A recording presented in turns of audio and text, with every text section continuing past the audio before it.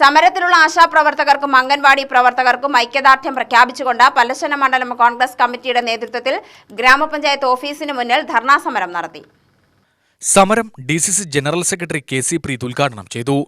ആശാവർക്കർമാർ എന്ന് പറയുമ്പോൾ അവരെ ഇന്ന് ഈ കേരളത്തിലെ നിന്നും അവരെ മുഴുവൻ പിരിച്ചുവിടാനോ അവരെ ഒഴിവാക്കിക്കൊണ്ട് ഈ കേരളത്തിന് ഒരിഞ്ച് മുന്നോട്ട് പോകാനോ കഴിയില്ല എന്ന് ഈ കേരളത്തിലെ ഭരണാധികാരികൾക്കും പഞ്ചായത്തുകൾ ഭരിക്കുന്ന ഭരണാധികാരികൾക്കും ഉറപ്പുള്ള കാര്യമാണ്.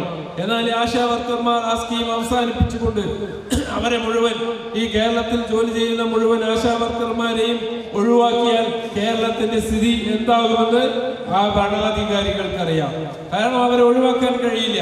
പക്ഷേ അവർക്ക് നിലനിൽക്കാനുള്ള സാഹചര്യം ഈ കേരളത്തിലെ ഭരണാധികാരികൾ ഒരുക്കി കൊടുക്കേണ്ടതുണ്ട് എന്നുള്ളത് കൂടെ ഓർമ്മപ്പെടുത്തുകയാണ്.